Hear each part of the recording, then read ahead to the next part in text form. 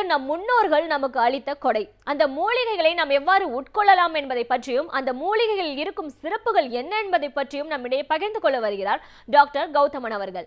நம் விடையிலே வா நிகழ்ச்சியின் அடுத்த பகுதியாக வரவிருப்பது பல்லாண்டு வாழ்ந்திட. அன்பான கலைஞர் தொலைக்காட்சி நேயர்களுக்கு என்னுடைய இனிமையான காலை வணக்கங்கள். இயற்கை நம்மளுடைய உடம்பு ஆரோக்கியத்துக்காகவும் இன்றைக்கு நம்ம சொல்லக்கூடிய பெரிய பெரிய தீர்க்க முடியாத நோய்களை தீர்ப்பதற்காகவும் நிறைய பொருட்களை வாரி வழங்கி இருக்கிறத நம்ம பார்க்குறோம். சில பொருட்கள் தாவரங்களாக கிடைக்கிறத பார்க்குறோம்.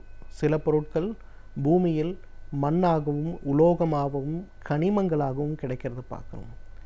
சில பொருட்கள் கடலிலிருந்து கிடைக்கக்கூடிய பொருட்களாக பார்க்குறோம். அந்த காலத்தில் இந்த என்விரான்மெண்ட் சேஃப்டி அப்படின்னு சொல்லக்கூடிய ஒரு விஷயம் எவ்வளோ கரெக்டாக இருந்ததுன்னா, பூமியிலிருந்து கிடைக்கக்கூடிய பொருட்களை சரியான முறையில் பதப்படுத்தி உடலுக்கு பயன்படுத்தும் போது உடலுக்கும் பாதிப்பு இல்லை, பூமிக்கும் பாதிப்பு இல்லை அப்படிங்கிற அளவுக்கு ரொம்ப அழகான ஒரு பயோடைவர்சிட்டி அப்படிங்கிற ஒரு விஷயம் இருந்தது. இன்றைக்கு நம்ம பார்க்கக்கூடிய ஒரு பொருளுடைய பெயர் சங்குன்னு சொல்லுவோம். கடலிலிருந்து கிடைக்கக்கூடிய சங்கை பற்றி தெரியாதவர்களே இருக்க முடியாது. உலகத்தில் இருக்கக்கூடிய எல்லா மத முறைகள்லையும் சரி, உலகத்தில் இருக்கக்கூடிய எல்லா மருத்துவ முறைகள்லையும் சரி, இந்த சங்குடைய மருத்துவ குணங்களை பற்றி அவ்வளவு அழகான குறிப்புகள் இருக்கிறத நம்ம பார்க்க முடிகிறது. இயற்கையிலிருந்து கிடைக்கக்கூடிய பொருட்கள் நிறைய பொருட்கள், அதில் குறிப்பாக இந்த சங்கு சம்பந்தப்பட்ட பொருட்களை மருந்துக்காக மட்டுமல்ல, மத நம்பிக்கைகளுக்காகவும் திருஷ்டிக்காகவும் உபயோகப்படுத்தப்படுகின்ற வழக்கம் இந்து மதத்தில் மட்டுமல்ல, ஈவன் கிறித்துவ மதத்திலையும் இருக்கிறது. உலகத்தில் இருக்கக்கூடிய எல்லா பழைய புராதன மதங்களிலேயும் இருந்து வந்த குறிப்புகளை நாம் பார்க்க முடிந்தது. இந்த சங்கை பொறுத்தவரையிலும் அதோடைய முக்கியமான மருத்துவ குணம் அப்படின்னு பார்க்கும்போது, உடலில் இருக்கக்கூடிய சூட்டை குறைத்து, உடலுடைய பலவீனத்தை குறைத்து, உடலை பலப்படுத்தக்கூடிய மிக முக்கியமான பொருட்களில் இந்த சங்கு ஒன்று. இந்த சங்கில் இன்னொரு முக்கியமான விஷயம் என்னன்னு பார்த்தீங்கன்னா, இந்த சங்கு உயிரோடு இருக்கும்போது நம்ம உபயோகப்படுத்துறது கிடையாது. சங்கில் இருக்கக்கூடிய உயிரினம் அதை விட்டு பிரிந்த பிறகு வெளியில் கிடைக்கின்ற ஒரு ஓடை மட்டும்தான் நம்ம பயன்படுத்துகிறோம். அதனால் வகையில் பார்க்கும்போது இந்த சங்கு ஒரு சைவமான பொருள். இது என்னதான் ஒரு உயிரினத்திலிருந்து உருவான பொருளாக இருந்தாலும் இது ஒரு சைவமான பொருள் அப்படிங்கிறதுல எந்த சந்தேகமும் இல்லை. இந்த சங்கை நேரடியாக மருந்துக்கு பயன்படுத்துகின்ற ஒரு வழக்கம் கிடையாது. பொதுவாக பாரம்பரிய மருத்துவ முறையில் என்ன பண்ணுவாங்கன்னா, இந்த சங்கை நல்லா அரைச்சிட்டு அதில் சிறிதளவு இந்த எலுமிச்சை பழத்துடைய சாறு போட்டு நல்லா கல்வத்தில் 2 நாள் 3 நாள் அரைத்துட்டு, அதன் பிறகு அதை ₹1 காயின் அளவுக்கு வட்ட வட்டமாக வில்லைகளாக தட்டி வெயிலில் காய வச்சுருவாங்க. அதன் பிறகு இந்த வில்லைகளை ஒரு சட்டியில் போட்டு மூடி வைத்து புடம் செய்து பால் வெண்மை நிற சாம்பலாக எடுத்து மருந்துக்கு பயன்படுத்துகின்ற ஒரு வழக்கம் உண்டு. ஆயுர்வேத முறை, சித்த முறை, யுனானி முறை, எந்த முறை நீங்கள் எடுத்தாலும் இந்த சங்கு அப்படிங்கிறது, சங்கிலிருந்து எடுக்கக்கூடிய அந்த சங்கு பற்பம்னு சொல்லக்கூடியதும் மருந்துக்கு பயன்படுத்தக்கூடிய மிக முக்கியமான பொருட்களில் ஒன்று. இந்த சங்குடைய பயன்கள் என்ன அப்படின்னு பார்த்தோம்னா, முதலாவது இன்றைக்கு வயிற்றுப்புண், குடல் புண், ஹைப்பர் அசிடிட்டி, கேர்டுன்னு சொல்லக்கூடிய பிரச்சனை, இந்த 4 வகையான பிரச்சனைகளால் அவதியுடுபவர்கள் அப்படின்னு பார்க்கும்போது இன்றைக்கு நிறைய பேர் இருக்கிறத நம்ம பார்க்க முடியும். எந்த தொலைக்காட்சியை நீங்கள் எடுத்தாலும் முதல் ஒரு அரை மணி நேரத்திற்கு ஒரு முறையாவது வயிறு எரிச்சலுக்கு இந்த மருந்தை சாப்பிடுங்கன்னு வரக்கூடிய விளம்பரங்களை நம்ம பார்க்கும்போதே இந்த வயிறு எரிச்சல் சம்பந்தப்பட்ட உபாதைகள் எவ்வளவு பேருக்கு இருக்கிறது அப்படிங்கிறது நமக்கு தெரியும். பொதுவாக பார்த்திங்கன்னா, இந்த வயிறு எரிச்சல் கொஞ்சம் கொஞ்சமாக அதிகமாகி வயிற்றுப்புண், அது மீண்டும் அதிகமாகி வயிறு சம்பந்தப்பட்ட உபாதைகள் மற்றும் குடல் புண் கடைசியில் புற்றுநோயாக கூட மாறுவதற்கு வாய்ப்பு இருக்கிறது.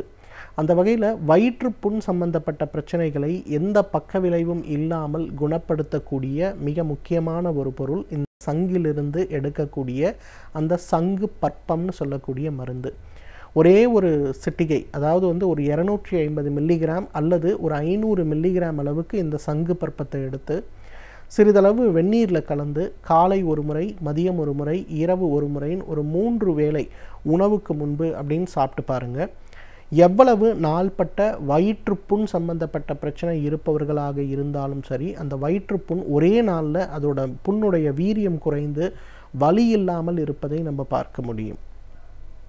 பொதுவாக அந்த நெஞ்செரிச்சல் சம்பந்தப்பட்ட பிரச்சனை, நான் தினசரி ராத்திரியில் நெஞ்செரிச்சல் வந்தால் இந்த மருந்தை சாப்பிட்றேன், எனக்கு வந்து 3 வேளையுமே பான்டாப்ரசோல்னு சொல்லக்கூடிய ஜீரணத்தை தூண்டக்கூடிய அலோபதி மருந்தை சாப்பிடுகின்ற வழக்கம் இருக்குது அப்படின்னு சொல்கிறவங்க நிறைய பேர் இருக்காங்க. அவங்கெல்லாம் கூட மிகச் சுலபமாக இந்த சங்கிலிருந்து எடுக்கக்கூடிய பற்பத்தை மட்டும் ஒரே ஒரு 1/4 டேபிள் ஸ்பூன், அதாவது வந்து 250 500 மில்லிகிராம் எடுங்க. நீங்கள் சாப்பிட்ற சுடுதண்ணியில் அதை கலந்து ஒரு கிளாஸ் குடிச்சிடுங்க. குடிச்சிட்டு ஒரு 1 ஹவர் அப்படியே விட்டுருங்க. அப்புறம் பாருங்கள், அந்த எரிச்சல் எங்கே போகுதுன்னு தெரியாத அளவுக்கு அது உடலில் மிகப்பெரிய அளவு வயிற்றில் இருக்கக்கூடிய அமிலத்தன்மையை அப்படியே வந்து ஆல்கலைனாக மாற்றுறதை நம்ம பார்க்க முடியும். இரண்டாவது, இன்றைக்கு நிறைய பேருக்கு ஒரு ஃபேஷன் ஹேபிட்னு சொல்லுவோம். 35 வயசாச்சு, பெண்கள் பேசிக்கும்போது சொல்லுவாங்க, எனக்கு 35 வயசாகிடுச்சு, என்னோடய டாக்டர் வந்து என்னை கால்சியம் மாத்திரை எடுத்துக்க சொன்னார் அப்படின்னு சொல்லிட்டு கால்சியம் மாத்திரைகளை தினசரி சாப்பிடக்கூடிய பெண்கள் இன்றைக்கு லட்சக்கணக்கில் கோடிக்கணக்கில் இருக்கிறத பார்க்குறோம். ஆனால் உங்களை நீங்களே கேட்டுக்க வேண்டிய ஒரு கேள்வி, அந்த கால்சியம் மாத்திரை எடுத்துக்கொள்ளும் போது உங்களுடைய கால்சியத்தோட அளவில் ஏதாவது மாற்றம் இருக்கிறதா, அல்லது உங்களுக்கு ஏற்படக்கூடிய மூட்டு, கழுத்து, இடுப்பு வலிகளில் ஏதாவது 1% உங்களுக்கு மாறுதல்கள் இருக்கா அப்படின்னு கேட்டிங்கன்னா நிச்சயமாக மருத்துவ ரீதியாக இல்லைன்னு தான் சொல்லணும். ஏன்னா கால்சியம் மாத்திரை பெண்களுக்கு உதவி செய்யக்கூடிய, எலும்பு சம்பந்தப்பட்ட பிரச்சனைகளுக்கு உதவி செய்யக்கூடிய ஒரு மருந்தாக இருக்குமாயின், இன்றைக்கு ஆர்த்ரைட்டிஸ் சம்பந்தப்பட்ட பிரச்சனையும் எலும்பு முறிவு சம்பந்தப்பட்ட பிரச்சனையும் இன்றைக்கு சமூகத்தில் நம்ம அதிகமாக பார்க்க முடியாது. ஆனால் இன்றைக்கு அன்ஃபார்ச்சுனேட்லி சமூகத்தில் மிக அதிகமாக பார்க்கக்கூடிய பிரச்சனைகளில் அது ஒன்றாக இருக்கிறது. அப்படின்னா என்ன அர்த்தம்னா, உணவில் இருக்கக்கூடிய கால்சியம் சம்பந்தப்பட்ட சத்துக்களை உடல் செரிக்க முடியாமல் கஷ்டப்படுகின்ற ஒரு நேரத்தில் செறிவு அதிகமான கால்சியம் மாத்திரைகளை நீங்கள் எடுத்துக்கொள்ளும்போது அது எவ்வாறு உங்களுக்கு உதவி செய்ய முடியும்? நிச்சயமாக உங்களுக்கு உதவி செய்ய முடியாது. அதனால தான் கால்சியம் மாத்திரைகள் அப்படிங்கிறது மிகப்பெரிய அளவில் உடம்பில் நல்ல விதமான தாக்கத்தை ஏற்படுத்துவது கிடையாது. ஆனால் இந்த சங்கு பற்பத்தை பொறுத்தவரையிலும் பார்த்தீங்கன்னா இது 100% கால்சியத்தினால் ஆன ஒரு பொருள். ஒரு பல்கலைக்கழகத்தில் இருக்கக்கூடிய ஒருத்தர் என்ன பண்ணியிருக்காருன்னா, இந்த சங்கு பற்பத்தை ஒரு 100 பேருக்கும் வெறும் கால்சியம் மாத்திரையை ஒரு 100 பேருக்கும் கொடுத்து 2 பேரும் 3 மாதம் கழித்து எப்படி இருக்காங்கன்னு பார்க்கும்போது சங்கு பற்பத்தை சாப்பிட்டவர்களுடைய ஆஸ்டியோபோரோசிஸ் அளவில் நல்ல மாற்றம் இருந்ததை கண்டுபிடித்தாங்க. அவங்களுடைய ரத்தத்தில் இருக்கக்கூடிய கால்சியத்தோட அளவில் நல்ல மாற்றம் இருந்ததை கண்டுபிடிச்சாங்க. ஸோ உங்களுக்கு எலும்பு சம்பந்தப்பட்ட பாதிப்புகள் வராமல் இருக்க வேண்டும் அப்படின்னு நீங்கள் நினச்சிங்கன்னா இந்த சங்கு பற்பத்தை ஒரு 250 மில்லிகிராம் அளவுக்கு காலை ஒரு முறை, இரவு ஒரு முறை, உணவுக்கு முன்பு சிறிதளவு தண்ணீரில் கலக்கி சாப்பிடுங்கள். கால்சியம் சம்பந்தப்பட்ட குறைபாடுகள் வராது.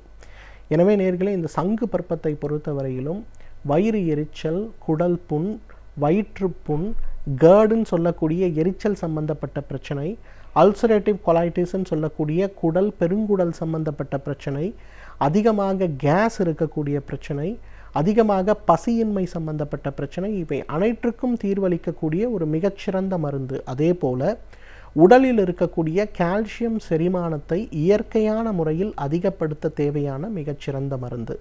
தகுந்த மருத்துவ ஆலோசனையின் பேரில் சரியான முறைப்படி இதை உபயோகப்படுத்தி வந்தோமேயானால் நம்மாலும் பல்லாண்டு காலம் ஆரோக்கியமாக வாழ்ந்திட முடியும்.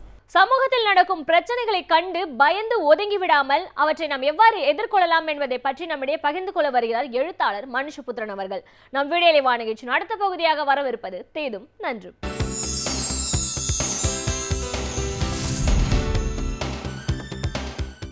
வணக்கம் நண்பர்களே, இன்னும் ஒரு இனிய காலை பொழுதில் தீதும் நன்றும் நிகழ்ச்சியில் உங்களை சந்திப்பதில் மிக்க மகிழ்ச்சி அடைகிறேன். இந்தியாவினுடைய பொருளாதாரம் ஒரு அபாயகரமான நிலையை நோக்கி சென்று கொண்டிருக்கிறது. நாம் எதெல்லாம் நடக்கும் என்று அஞ்சினோமோ அதைவிட மோசமான விளைவுகள் இப்பொழுது ஏற்பட தொடங்கியிருக்கின்றன.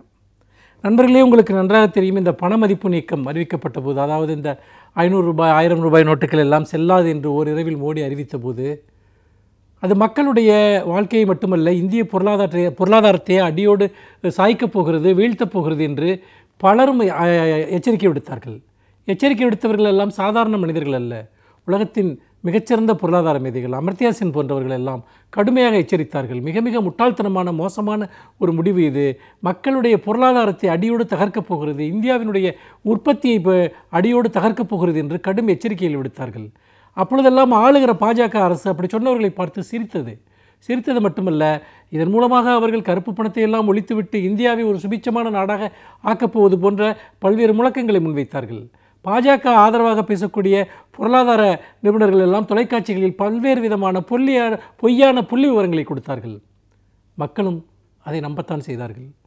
ஏனென்றால் மிக மிக வெளிப்படையாக ஒரு பொருளாதாரத்தின் மீது நடத்தப்பட்ட இந்த தாக்குதலினுடைய விளைவுகளை அறியாமல் உத்தரப்பிரதேசத்தில் மீண்டும் பாஜகவிற்கு மக்கள் வாக்களித்தார்கள்.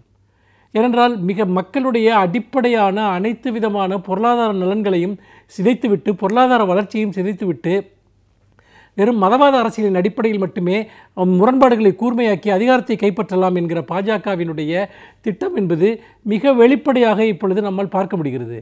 ஆனால் பொருளாதாரத்திற்கு என்ன நடந்து கொண்டிருக்கிறது? மோடி கொடுத்த வாக்குறுதிகள் என்பது என்ன? இதையெல்லாம் நாம் இப்பொழுது சிந்திக்க வேண்டியவர்களாக இருக்கிறோம், சீர்தூக்கி பார்க்க வேண்டியவர்களாக இருக்கிறோம். என்றால் இந்த நாட்டினுடைய மக்கள் ஏமாற்றப்பட்டிருக்கிறார்கள். என்ன சொன்னார்கள்? டிஜிட்டல் இந்தியா என்றார்கள். அது மட்டுமல்ல, வளர்ச்சியை நோக்கிய இந்தியா என்றார்கள், பொருளாதார மாற்றத்திற்கான இந்தியா என்றார்கள். எதுவுமே நடக்கவில்லை. மாறாக இந்தியா இதுவரைக்கும் அடைந்த அத்தனை விதமான வளர்ச்சிகளும் இன்றைக்கு பின்னுக்கு தள்ளப்பட்டிருக்கின்றன. அத்தனை விதமான மாற்றங்களும் இன்றைக்கு பின்னுக்கு தள்ளப்பட்டிருக்கின்றன. வளரும் நாடுகளுடைய பட்டியலிலிருந்தே இந்தியாவை உலக வங்கி இப்பொழுது நீக்கிவிட்டது. இந்த இடத்தை அடைவதற்கு நாம் எவ்வளவு பெரிய போராட்டங்களை நடத்தியிருப்போம். இப்பொழுது இந்தியா வளரும் நாடு அல்ல, பின்தங்கிய நாடு. அதாவது இந்தியாவை வல்லரசாக்குவோம் என்று சொன்னவர்கள் வளரும் நாடுகளுடைய பட்டியலில் கூட இடம்பெறாமல் அவற்றை பின்தங்கிய நாடாக ஆக்கியதுதான் இந்த மோடி அரசினுடைய ஒரே சாதனை என்பதை நாம் இந்த இடத்திலே நினைத்து பார்க்க வேண்டும். அதாவது இந்தியாவினுடைய உள்நாட்டு உற்பத்தி, ஜிடிபி, அதுதான் ஒரு நாட்டினுடைய பொருளாதார உற்பத்தியினுடைய அளவுகோல், பொருளாதார வளத்தினுடைய அளவுகோல். அந்த ஜிடிபி என்பது, அந்த உள்நாட்டு உற்பத்தியினுடைய அளவு என்பது 2% குறைந்திருக்கிறது. அது கிட்டத்தட்ட 8.1%இலிருந்து ஓராண்டில் அது 6.1%க்கு வந்துவிட்டது. இதை இந்தியாவினுடைய முன்னாள் பிரதமர் மன்மோகன் சிங் அவர்கள் மிக துல்லியமாக அன்றைக்கே கூறினார். மோடியினுடைய பண மதிப்பு நீக்கம் அறிவிக்கப்பட்ட போதே ஜிடிபி 2% குறையும் என்றார். அப்படி சொன்னபோது யாரும் அதை புரிந்து கொள்ளவில்லை. அவர் என்ன சொல்கிறார் என்பதை யாருமே நினைத்து பார்க்கவில்லை. அவர் என்ன சொன்னாரோ அது இப்பொழுது நடந்திருக்கிறது. 2% உள்நாட்டு உற்பத்தி குறைவது என்பது பல லட்சம் பேர் வேலை இழக்கிறார்கள் என்ற அர்த்தம். பல்வேறு விதமான தொழில்கள் மூடப்பட்டு விட்டன என்ற அர்த்தம். வேலை வாய்ப்புகள் முற்றாக மறுக்கப்பட்டு விட்டன என்ற அர்த்தம்.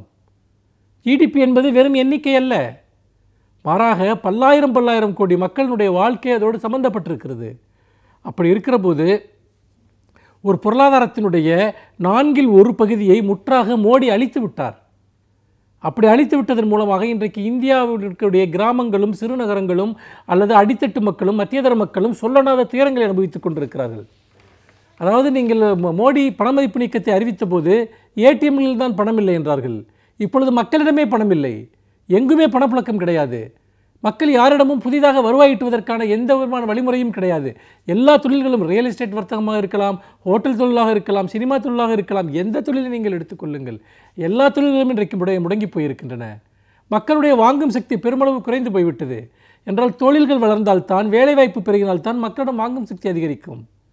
மாறாக மக்கள் மிகப்பெரிய நிச்சயமின்மைக்குள் தள்ளப்பட்டிருக்கிறார்கள். ஆனால் மோடி என்ன சொன்னார்? அவர் ஆட்சிக்கு வந்தபோது ஆண்டிற்கு 1 கோடி வேலைவாய்ப்புகளை உருவாக்குவேன் என்றார். உருவாக்கினாரா?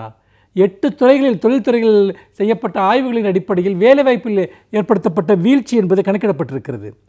அதாவது 1 கோடி வேலைவாய்ப்புகளை ஆண்டிற்கு உருவாக்குவேன் என்று சொன்னவர் எவ்வளவு வேலைவாய்ப்பை உருவாக்கியிருக்கிறார் தெரியுமா?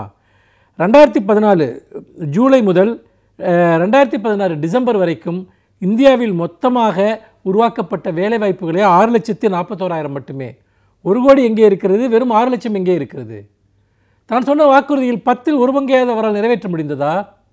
அது மட்டுமல்ல, 2015 2016 ஆண்டுகளில் உருவாக்கப்பட்ட வேலைவாய்ப்புகள் எவ்வளவு தெரியுமா? வெறும் 3,23,000 மட்டுமே. ஆனால் 1 கோடி வேலைவாய்ப்புகளை உருவாக்குவேன் என்று அவர் மக்களை ஏமாற்றினார். அதோடு மட்டுமல்லாமல் இன்றைக்கு இந்தியாவினுடைய ஏற்றுமதியை நீங்கள் எடுத்துக்கொண்டால், நீங்கள் வாஜ்பாய் அவர்களுடைய ஆட்சி காலத்தில் அது 14.8% இருந்தது. அதற்கு பிறகு மன்மோகன் சிங் அவர்களுடைய 1ஆம் ஆண்டு ஆட்சி காலத்தில் அது 24.4% உயர்ந்தது. மன்மோகன் சிங்கினுடைய 2ஆம் ஆட்சி காலத்தில் சற்றே குறைந்து 19.1% இருந்தது. இப்பொழுது மோடியினுடைய ஆட்சி காலத்தில் இந்தியாவினுடைய ஏற்றுமதி அளவு எவ்வளவு தெரியுமா? 1% கூட கிடையாது. மாறாக 0.47 4.7% ஒன்றுக்கும் கீழே வந்துவிட்டது. இது எதை காட்டுகிறது? அதே போல் தான் இந்த ஜிடிபி என்கிற விஷயமும் 2011ஆம் ஆண்டுகளில் இந்தியாவினுடைய உள்நாட்டு உற்பத்தி என்பது 10.3% இருந்தது. அது 2015-2014 7.6% குறைந்தது. இப்போது அது 6.4% வந்துவிட்டது. இன்னும் கீழே போகும் என்கிறார்கள். இப்படிப்பட்ட ஒரு நிலையில் நாம் என்ன செய்ய போகிறோம்? இந்த அரசு என்பது மக்களுக்கு இதைவிட இன்னும் பெரிய அபாயங்களை உருவாக்கப் போகிறது. பெரும்பகுதி இந்தியர்களை நடுத்தரவுக்கு கொண்டு வந்து மாறாக கார்ப்பரேட் நிறுவனங்களை வளர்ப்பதற்கு மட்டுமே ஒரு அரசு செயல்பட்டு கொண்டிருக்கிறது என்பது இந்தியாவில் நடந்த ஒரு மிகப்பெரிய ஆட்சிகளிலேயே வரலாறு காணாத துயரத்தை கொண்டு வரக்கூடிய ஆட்சியாக இந்த மோடியினுடைய அரசு இருந்து கொண்டிருக்கிறது என்பதை சொல்லி மீண்டும் இன்னும் ஒரு புதிய சிந்தனையோடு உங்களை சந்திக்கிறேன். நன்றி, வணக்கம். பல்வேறு துறைகளை சார்ந்த பிரபலங்கள் அவர்களுடைய அனுபவங்களை நம்முடன் பகிர்ந்து கொள்ளும் போது அது நமக்கு சிறந்த தூண்டுகோலாக அமைகின்றது. எனவே இன்றைய சிறப்பு விருந்தினர் யார் என்பதை பற்றியும் அவர்கள் என்ன செய்திகளை நம்முடன் பகிர்ந்து கொள்ளப் போகிறார்கள் என்பதையும் பார்க்கலாம். நம் விடியலே வா நிகழ்ச்சியின் அடுத்த பகுதியாக வரவிருப்பது சிறப்பு விருந்தினர் பகுதி.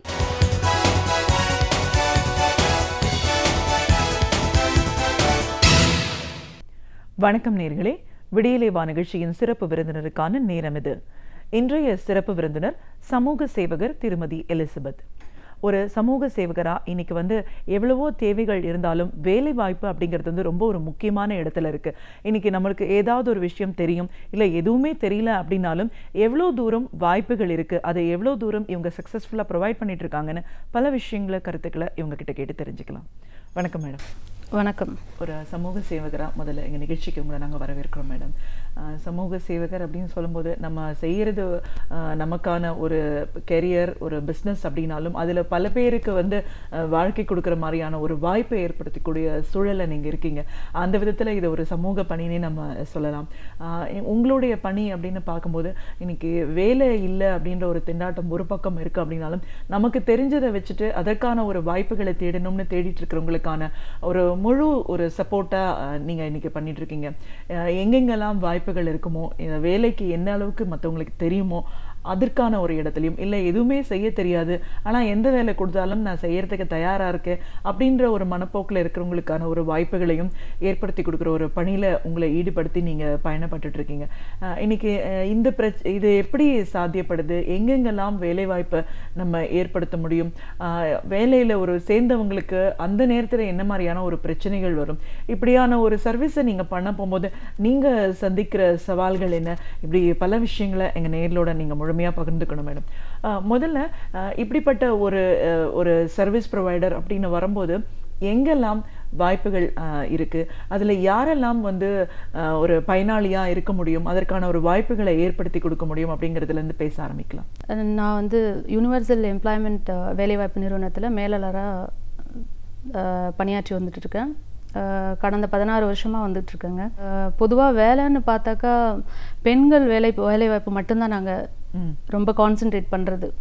ஏன்னா ஆண்களுக்குன்னு இல்லை, பட் பொதுவாக பெண்களுக்கு தான் முதன்மை கொடுத்துட்ருக்கோம்.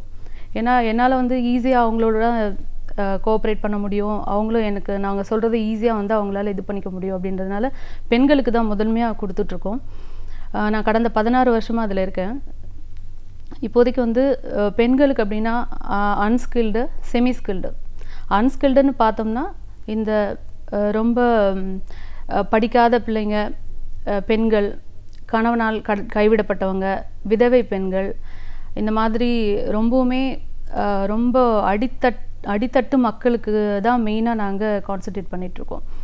அண்ட் செமி ஸ்கில்டுனா இந்த நர்சிங் சர்வீஸ் பாருங்கள், நிறைய ஹாஸ்பிட்டல்ஸ்க்கு கொடுக்கறது. ஒரு அவசர தேவைக்காக ஒரு நோயாளிக்கு இமீடியட்டாக வேணும் அப்படின்னாக்கா எங்களை தொடர்பு கொள்வாங்க. ஸோ அந்த மாதிரி செமி ஸ்கில்டு பண்ணிகிட்ருக்கோம். இந்தியா முழுக்க பண்ணிகிட்ருக்கோம். சென்னையில் பெருசாக கான்சென்ட்ரேட் பண்ணிகிட்ருக்கோம்.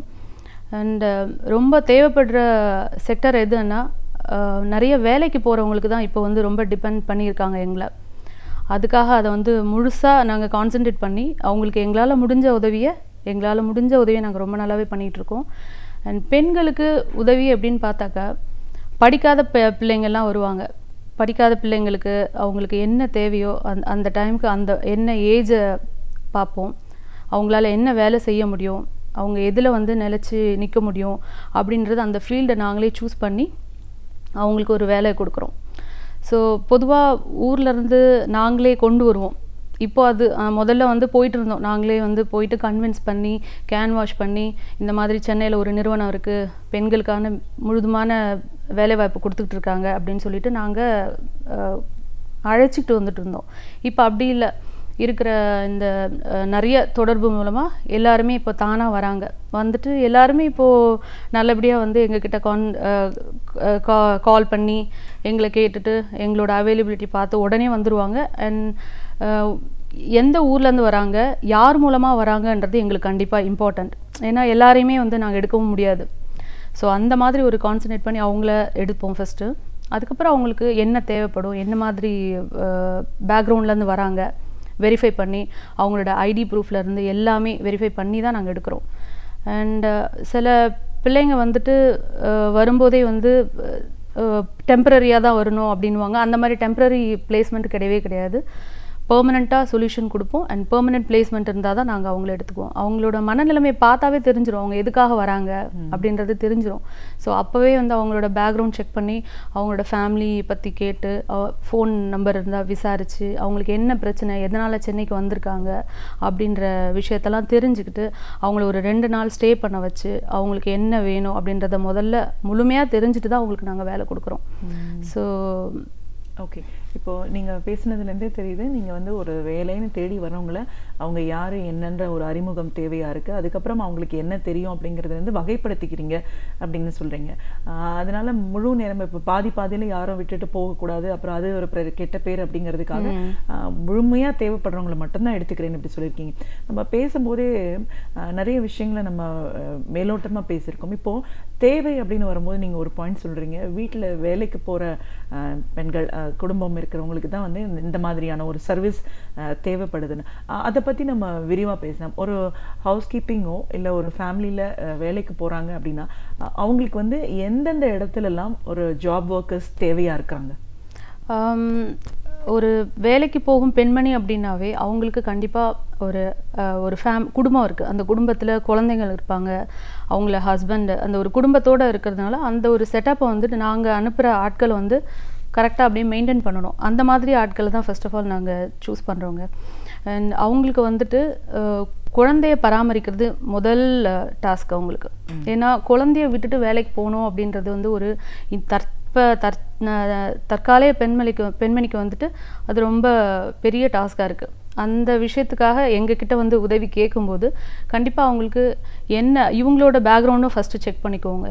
ஏன்னா இவங்களும் வந்துட்டு எப்படி வர சர்வன்ஸை வந்து ட்ரீட் பண்ணுறாங்க, அவங்களால இவங்களுக்கு வந்து சேலரி தகுந்த இது கொடுக்க முடியுமா, ஊதியம் கொடுக்க முடியுமா, அவங்களால இவங்கள வச்சு பாதுகாக்க முடியுமா. ஏன்னா அவங்க கேட்குறதே வந்து சின்ன பெண்ணாக வேணும் அப்படின்னு கேட்பாங்க.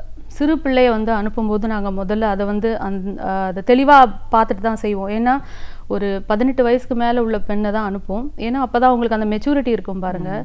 அந்த மெச்சூரிட்டியோட அந்த வேலை செய்கிற ஒரு எண்ணத்தோட அந்த ஒரு ஆட்டிடியூடோட வந்தால் தான் நல்ல பொண்ணாக இருந்தால் தான் எங்களால் எடுத்துக்க முடியும். அந்த மாதிரி பிள்ளைங்களை மட்டும்தான் நாங்கள் வந்து செலக்டிவாக அங்கே அனுப்புவோம். அவங்களோட ஃபேமிலி பேக்ரவுண்டை கேட்டுட்டு, அவங்க வீட்டில் யார் இருக்காங்க, உங்கள் வீட்டில் எத்தனை பிள்ளைங்க இருக்காங்க, என்ன வயசு இருக்காங்க, ரொம்ப ஆக்டிவாக இருப்பாங்களா இல்லை நார்மலாக இருப்பாங்க, இது எல்லாமே. ஏன்னா நான் நிறைய பேர்கிட்ட கேள்வி கேட்கும்போதே அவங்களே சம்டைம்ஸ் வந்து எரிச்சல் ஆகிடுவாங்க, ஏன் என் ஃபேமிலியை பற்றி இவ்வளோ கேட்குறீங்க அப்படின்னு கேட்பாங்க. இருந்தாலும் நான் வந்து அதை பற்றி கவலைப்பட மாட்டேன். ஏன்னா எனக்கு அவங்க கரெக்டாக அவங்க சொன்னாதான், ஆன்சர் பண்ணாதான் அவங்களுக்கு என்னால் வந்து சரியாக வந்து சர்வீஸ் பண்ண முடியும் பாருங்கள். அதனால் அந்த மாதிரி நிறைய கேள்வி கேட்டு அதுக்கப்புறம் ஓரளவுக்கு கொஞ்சமாக முடிவு பண்ணி, ஓகே இவங்களுக்கு இந்த ஆள் செட் ஆகும், இவங்களுக்கு இந்த ஆள் போனால் அவங்களோட ரெக்குவயர்மெண்ட்டுக்கு ஏற்ற மாதிரி சூட் ஆவாங்க அப்படின்ற ஒரு டிசிஷன் எடுத்ததுக்கப்புறமா தான் அவங்கள வச்சு பேசி கரெக்டாக அவங்களுக்கும் வந்து பெரும்பான்மையானவர்கள் வந்து திருப்தி அடைஞ்சிருவாங்க என்னோட சர்வீஸை பார்த்து. ஏன்னாக்கா அவங்களுக்கு கரெக்டாக ஃபுல்ஃபில் ஆகிடும். இவங்களுக்கு தாராளமாக விட்டுட்டு போவாங்க, பிள்ளைங்களை விட்டுட்டு இந்த பிள்ளைங்களையும் விட்டுட்டு குழந்தைங்களை வந்து விட்டுட்டு போயிடுவாங்க வேலைக்கு. ஏன்னா வேலைக்கு போனால் தான் அவங்க வந்து அவங்களுக்குன்னு ஒரு வழி இருக்கும். அதை வந்து டிஸ்டர்பன்ஸ் இருக்கக்கூடாதுன்றதுனால தான் வீட்டை விட்டு வெளியில் போகும்போது கண்டிப்பாக ஒரு துணையோட வேணுன்றதுனால தான் துணையை வீட்டில் விட்டுட்டு போகிறாங்க. ஸோ அதை வந்து நான் கரெக்டான ஆளாக நான் கொடுக்கணும். அப்போ அவங்களோட ரெக்குவயர்மெண்ட்டுக்கு ஏற்ற மாதிரி தான் நான் கரெக்டான ஆளை செலக்ட் பண்ணி கொடுக்கறது. ஓகே, இப்போது வீட்டில் தேவை அப்படின்னு வர்றதுன்னு பார்த்தீங்கன்னா குழந்தைகள் பராமரிப்பு முதல் தேவையா இருக்கு. இதுக்கு அப்பாற்பட்டு என்ன மாதிரியான ஒரு தேவைகள்லாம் இருக்கு மேடம்? பொதுவாக வந்து இப்போதைக்கு நோயாளிகள் பராமரிப்பு முதல் மாதிரியெல்லாம் இல்லை. இப்போ இந்த ஜென்ரேஷனில் வந்து வயசானவங்கள வந்து யாரும் வந்து அதிகம் இது பண்ணுறது கிடையாது, கஷ்டப்படுத்துறது இல்லைன்னு பாருங்கள். அதனால் வந்து அப்பா அம்மா இருந்தால் எல்லாருமே இப்போ நல்லாவே பார்த்துக்குறாங்க. அதனால் பேரண்ட்ஸை வந்து கொஞ்சம் வயசாயிட்டாங்க, நடக்க முடிகிற மாதிரி ஒரு வயதானவர், நடக்க முடியாத மாதிரி ஒரு பாட்டி, வயதான ஒருத்தவங்க, அவங்களெல்லாம் பார்த்துக்கிறதுக்கான ஆள் வேணும்னு கேட்பாங்க. ஏன்னா எல்லாருமே ஈவன் அவங்க வேலைக்கு போகலன்னா கூட இவங்களுக்கு டைமுக்கு ஒரு ஆள் கூட இருந்து அவங்கள பார்த்துக்கணும். அதனால அவங்கள கவனிக்கிறதுக்காகவே ஒரு நர்சிங் முடித்தவங்க இல்லை ஒரு சேவை மனப்பான்மையோடு உள்ள ஒரு பெண் வேணும் அப்படின்னு கேட்பாங்க. அந்த மாதிரி உள்ள ஆட்களை கரெக்டாக சூஸ் பண்ணி அவங்களுக்கு தேவைக்கு கொடுக்குறோம். அப்போவும் வந்து கண்டிப்பாக வந்து கேட்டு வயதானவருக்கு என்னென்ன தேவை, அவருக்கு என்ன வயது, அவருக்கு என்ன பிரச்சனை, அவருக்கு ஏதாவது மெடிக்கல் இஷ்யூஸ் இருக்கா இல்லை ஃபிசிக்கல் இஷ்யூ மட்டும் இருக்கா அப்படின்றத கேட்டுட்டு அவங்களுக்கு என்ன மாதிரி ஆட்கள் சரியாக இருப்பாங்க அப்படின்னு சொல்லிட்டு அதுக்கேற்ற மாதிரி ஆட்களை மட்டும்தான் கொடுப்போம். ஏன்னா வீட்டு வேலை செய்கிறவங்கள வந்து இதில் வந்து நான் சேர்க்க முடியாது பாருங்கள். ஹாஸ்பிட்டல் எக்ஸ்பீரியன்ஸ் உள்ளவங்களையும் இந்த மாதிரி வயதானவர்களை பார்த்தவங்கள மட்டும்தான் அதில் கனெக்ட் பண்ண முடியும். ஸோ நார்மலாக ஒரு குக்கிங் லேடியை போய் ஒரு தாத்தாவை பார்த்துக்கோ, வயசான பாட்டியை பார்த்துக்கோ அப்படின்னா கண்டிப்பாக அவங்க வந்து செட் ஆக மாட்டாங்க, அந்த டெம்பரமெண்ட் காட்ட ஆரம்பிச்சிருவாங்க. அதனால் அதவே வந்து நாங்கள் ரொம்ப தேர்ந்தெடுத்து தான் நாங்கள் அனுப்புகிறோம். ஸோ வயதானவர்களுக்கு அந்தந்த டைமுக்கு உணவு கொடுக்கறதுலேருந்து, மருந்து கொடுக்கறதுலேருந்து, அவங்களுக்கு கண்காணிக்கிறதுலேருந்து, நடக்கிற வயதானவர்களானாலும் சரி இல்லை நோயாளியாக படுக்கையாக இருப்பாங்க, அந்த மாதிரி இருக்கிறவங்களுக்கும் ஒரு சேவை மனப்பான்மையோடு இருக்கிற ஒரு பெண்ணை அங்கே பணிக்கு அமர்த்துறோம். ஸோ இப்போ குழந்தைங்களுக்கான தேவை, வயதானவங்களை பார்த்து இதை வந்து பராமரிப்பு சார்ந்த விஷயங்களில் வேலை வாய்ப்பு அதிகமாக இருக்குது அப்படின்னு சொல்கிறீங்க. இது தவிர வந்து வீட்டு வேலை, சமையல் இப்படின்னு ஒரு வீட்டில் நிறைய தேவைகள் இருக்காம், அதற்கான சப்போர்ட். இதை தாண்டி எங்கெங்கெல்லாம் வந்து மேன் பவர் தேவையாக இருக்குது, அதுக்கெல்லாம் எப்படி நீங்கள் சப்போர்ட் பண்ணிகிட்ருக்கீங்க? மேன் பவர் தேவைப்படுறதுன்றது பார்த்தா சென்னையில் வந்து 80% தேவைப்படுதுங்க. ஏன்னா எல்லாருமே வந்து வேலைக்கு போகிறவங்க தான், யாரும் வீட்டில் இருக்கிறது இல்லை. அதனால் கண்டிப்பாக வந்து சென்னையை பொறுத்த வரைக்கும் ரொம்ப தேவையான செக்டர் அது. மேன் பவர்ன்றது கண்டிப்பாக ரொம்ப தேவைப்படுறது. அண்ட் இது தவிர இங்கேருந்து வந்து நாங்கள் அனுப்புறது அப்படின்னா சவுத் இண்டியன் மெய்ட்ஸ் மட்டும் தான் வேணும், சவுத் இண்டியன் கேர்டேக்கர் தான் வேணும் அப்படின்னு கேட்குறவங்களும் இருக்காங்க. எங்கன்னா மும்பை, டெல்லி, கல்கட்டா, அப்புறம் ஹைதராபாத், கேரளா பீப்புளும் கேட்குறாங்க சவுத் இண்டியன் மெய்ட்ஸ் தான் வேணும், ஏன்னா கொஞ்சம் நல்லபடியாக கேர் பண்ணுறாங்க, ரொம்ப அந்த மாதிரி ஸ்டீலிங்லாம் இருக்காது அப்படின்ற ஒரு எண்ணத்தோட ஒரு நம்பிக்கையோடு கேட்குறவங்களும் இருக்காங்க. அதனால் சவுத் இண்டியன் மெய்ட்ஸ் கேட்குறவங்க பர்டிகுலராக எல்லா ஸ்டேட்லேயும் இருக்காங்க. இங்கேருந்து நாங்கள் ப்ரொவைட் பண்ணுறோம். பட் வேறு ஸ்டேட்லேருந்து நாங்கள் அதிகம் எடுக்கிறது கிடையாது. ஏன்னா நம்மளால் வந்து அந்தளவுக்கு அதில் கான்சன்ட்ரேட் பண்ணி அவங்க என்னென்ன நம்ம பேக்ரவுண்ட் செக் பண்ண முடியாது. அதனால் south Indian maids full and full நாங்கள் இங்கேருந்து வெளியில் அனுப்புகிறோம், எல்லா ஸ்டேட்க்கும் அனுப்பிட்டுருக்கோம். இப்போ இதில் சிக்கல்கள், பிரச்சனை அப்படின்னா எங்கேருந்து வரும் மேடம்? அது சேலஞ்சஸ் அப்படின்னு சொன்னோம். கண்டிப்பாக இப்போது சிக்கல்கள் அப்படின்னா எடுக்கிற எம்ப்ளாயர்ஸ் பக்கமும் நிறைய இருக்குது. நான் இப்போது லோக்கல் சென்னை பொறுத்த வரைக்கும் எடுக்கும்போது எங்களுக்கு அவ்வளோ பெரிய டாஸ்க்காக இருக்காது. ஏன்னா நாங்கள் லோக்கலில் இருக்கிறதுனால எங்களால் ஈஸியாக வந்து டீல் பண்ண முடியும். ஆனால் வெளியூருக்கு அனுப்பும்போது, அதர் ஸ்டேட்க்கு அனுப்பும்போது கொஞ்சம் பர்டிகுலராக அவங்களோட டீட்டெயில்ஸ் கலெக்ட் பண்ணிடுவோம்.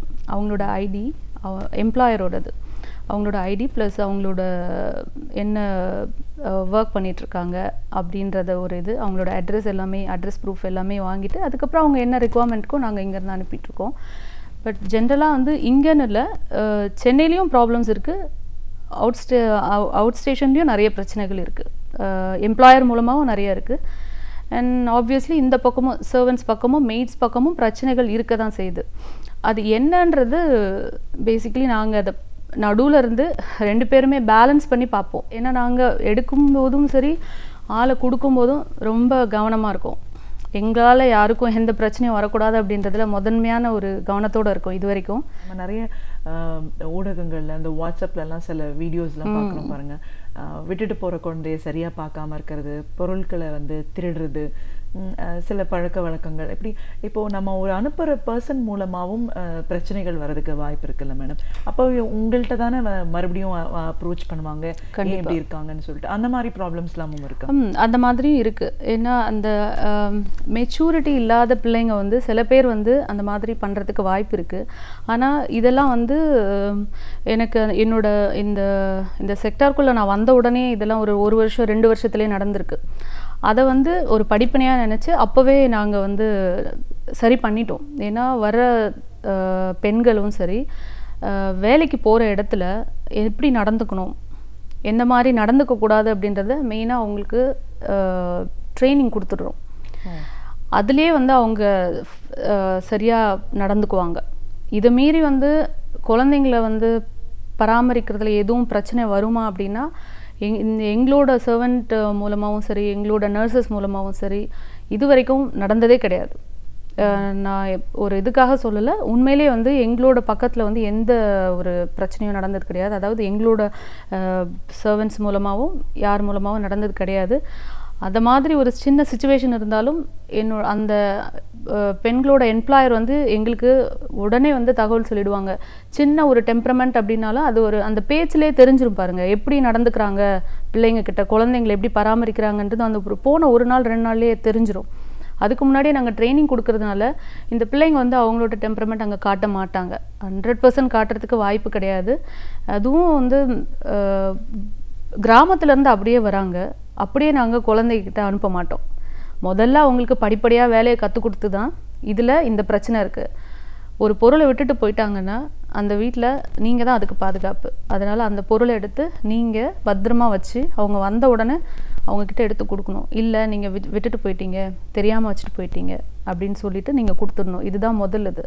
அதே மாதிரி பிள்ளைங்களை வந்து உங்ககிட்ட விட்டுட்டு போகும்போது அவங்களுக்கு நீ வந்து ஒரு தாய் மாதிரி தான் வச்சு பார்க்கணுமே தவிர ஒரு சின்ன விஷயத்துலையும் குழந்தைங்க மேலே கையை வைக்கவும் கூடாது. அவங்கக்கிட்ட வந்து குழந்தைங்கள வந்து இல்ட்ரீட் பண்ணக்கூடாதுன்றது தான் எங்களோட முதல் பாடமே. அதனால் பிள்ளைங்களை பார்க்குறது ஸ்பெசிஃபிக்காக நிறைய பிள்ளைங்க ரொம்ப இன்ட்ரெஸ்டாக வருவாங்க. எனக்கு குழந்தை பார்க்குற வேலை தான் வேணும், அதில் தான் சாட்டிஸ்ஃபேக்ஷன் இருக்குது அப்படின்னு சொல்லிட்டு வர பிள்ளைங்களும் இருக்காங்க. இப்போது ஒரு வேலை வாய்ப்பு அப்படின்னு வரும்போது நீங்கள் சொல்லியிருக்கீங்க நிறைய பேர் கிராமப்புறத்துலேருந்து வராங்க. பொதுவாக இந்த மாதிரியான வேலைகளுக்கெல்லாம் எந்த வயதினர் வராங்க? ஏன்னா ஏதாவது ஒரு வேலை கிடைக்காதா, நம்மளுடைய லைஃப்பை ரன் பண்ண மாட்டோமா அப்படின்னு சின்ன வயசுலேருந்து வயதானவங்கள் வரைக்கும் எதிர்நோக்கி இருக்கிறத நம்ம பார்க்குறோம். வாய்ப்பு அப்படிங்கிறது தேவை எல்லாருக்குமே இருக்குது. அப்படி ஏஜ் வைஸ் வேரி ஆகிறவங்களுக்கு எப்படி ஒரு வேலை வாய்ப்பை உங்களால் உருவாக்கி கொடுக்க முடியும் பெண்களை பொறுத்த வரைக்கும்? பெண்களை பொறுத்த வரைக்கும் ஒரு 18 வயதுலேருந்து ஒரு 60 வயதானவர்கள் வரைக்கும் எங்ககிட்ட வராங்க. 60 வயது நல்லா ஹெல்த்தியாக இருக்கிற வரைக்கும் நாங்கள் எடுத்துக்கிறோம், இல்லைன்னு சொல்லலை. அதே மாதிரி சில பிள்ளைங்க வந்து 10th ஸ்டாண்டர்ட் முடித்த உடனே இங்கே வருவாங்க. ஏன்னா இங்கே வந்தால் அவங்க நல்ல வேலை வாங்கி கொடுக்குறாங்க, நல்ல ஹெல்ப் பண்ணுறாங்க அப்படின்ற ஒரு எண்ணத்தோடு நிறைய பிள்ளைங்க 10th ஸ்டாண்டர்ட் முடித்த கையோடு வந்துடுவாங்க பாருங்கள். நல்ல மார்க் எடுத்திருப்பாங்க. கேட்டால் இந்த மாதிரி எனக்கு படிக்கிறதுக்கு வாய்ப்பு இல்லை, அப்பா அம்மா வந்து கூலி வேலை செய்கிறாங்க, எனக்கு இதுக்கப்புறம் வந்து அவங்கள படிக்க வைக்கிறதுக்கு அவங்கள கஷ்டப்படுத்த விரும்பலை அப்படின்னு சொல்லிட்டு நிறைய பிள்ளைங்க வருவாங்க. அவங்கள உட்கார வச்சு நான் கன்வின்ஸ் பண்ணுற முதல் இது, நல்லா படிக்கணும், நீ இன்றைக்கி வந்து தலை குனிஞ்சு படித்தேன்னா நாளைக்கு நீ தலை நிமிர்ந்து இருப்ப, அதனால் முதல்ல நீ படி, அட்லீஸ்ட் ஒரு +2 வரைக்கும், இன்னும் 2 வருஷம் நீ +2க்கு மேலே உன்னை வந்து கண்டிப்பாக உங்கள் அம்மா அப்பா உன்னோட படிப்பை வச்சு மேற்கொண்டு படிக்க வைப்பாங்க. காலேஜ் அந்த மாதிரி டிகிரி முடித்து உனக்கு நிறைய வாய்ப்புகள்லாம் வரத்துக்கு வாய்ப்பு இருக்குது. முதல்ல இதை வந்து அவங்கக்கிட்ட என்னால் முடிஞ்ச வரைக்கும் கன்வின்ஸ் பண்ணிவிடுவேன். ஸோ 10th ஸ்டாண்டர்ட் முடிச்சுட்டு வர பிள்ளைங்கள நான் எடுக்கிறது இல்லை. அவங்கள எப்படியாவது கன்வின்ஸ் பண்ணி அவங்க பேரண்ட்ஸ்க்கு ஃபோன் பண்ணி இந்த மாதிரி அனுப்பாதீங்க, 18 வயசுக்கு மேலே தான் எடுக்க முடியும், என்னால் இப்போதைக்கு இந்த பிள்ளைய நீங்கள் வச்சு படிக்க வைங்க அப்படின்னோன்னா நிறைய பேர் திரும்பி படிக்க வச்சவங்களும் இருக்காங்க. அதுக்கப்புறம் +2 முடிச்சுட்டு திருப்பி இங்கே வந்தவங்களும் இருக்காங்க. நிறைய டிகிரி முடிச்சுட்டு வந்த பிள்ளைங்களும் இருக்காங்க. ஏன்னா கிராமப்புறங்களில் வந்து வேலை வாய்ப்பு ரொம்ப கம்மி. டிகிரி முடிச்சுட்டு பிஇ முடிச்சுட்டு என்கிட்ட வந்து வேலை பார்க்குற பொண்ணுங்களும் இருக்காங்க. ஏன்னா அவங்களுக்கு அங்கே ஒரு ப்ராக்டிக்கல் எக்ஸ்பீரியன்ஸ் கிடையாது.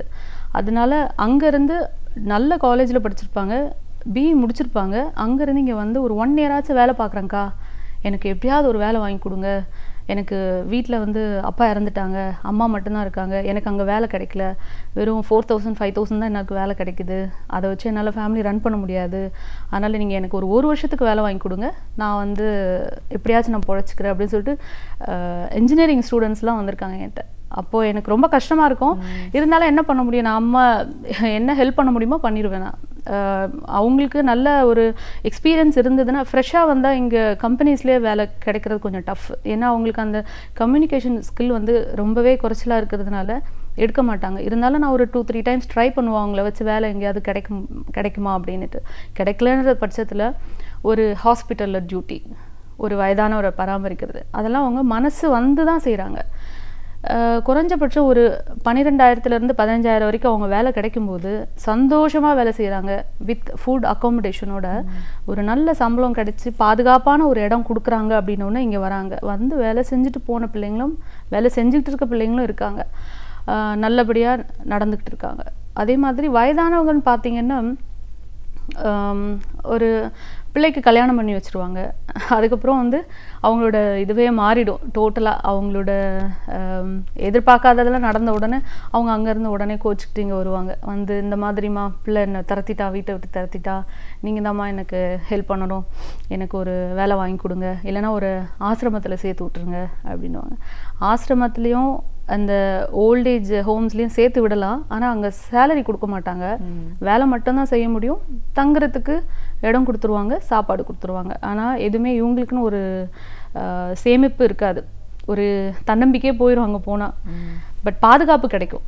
ஆனால் எங்ககிட்ட வந்த உடனே இந்த மாதிரி ஆட்கள் எல்லாம் நாங்கள் எடுத்து அவங்களால என்ன முடியும், ஒரு வயசான ஒரு 45-50 வயசு லேடி அவங்க என்ன பண்ண முடியும், ஒரு வீட்டில் ஒரு பாதுகாப்பாக ஒரு வளர்ந்த குழந்தைக்கு பாதுகாப்பாக கேர்டேக்கராக இருப்பாங்க. ஸோ அவங்களுக்கு என்னென்னா ஒரு தன்னம்பிக்கை வந்துடும். அந்த டைம் என் பையன் என்னை விட்டாலும் பரவாயில்ல, இவங்க என்னை விடலை அப்படின்ட்டு அந்த இடத்துல இருந்து பொறுப்பாக வேலை செஞ்சு திருப்பி அந்த சம்பளத்தை வாங்கிட்டு ஒரு 2 மாதம் 3 மாதம் கழித்து ஊருக்கு போய் அவங்க பையன்கிட்ட தான் அந்த சம்பளத்தை கொடுத்துட்டு வருவாங்க.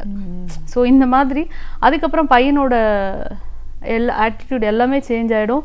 ஆட்டோமேட்டிக்காக இவங்களை அம்மாவை வந்து ப்ரைஸ் பண்ண ஆரம்பிச்சிருவான்.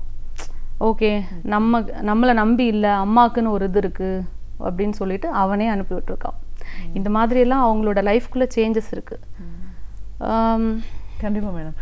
ஒரு இந்த சர்வீஸ் செக்டார் அப்படின்னு பார்க்கும்போது சமூக சேவகர்னும் போது நிறைய பிரச்சனைகளுக்கான ஒரு தீர்வாக நிறைய பேர் பண்ணிகிட்ருக்காங்க. ஆனால் இந்த வேலை வாய்ப்பு படிக்காதவங்க, எதுவுமே தெரியாதவங்கள, இல்லை வயதாயிட்டு அதுக்கப்புறம் இன்னுமே பண்ண முடியலன்னும் போது அவங்களுக்கான ஒரு வாய்ப்பை எப்படி ஏற்படுத்தி கொடுத்துட்ருக்கீங்க?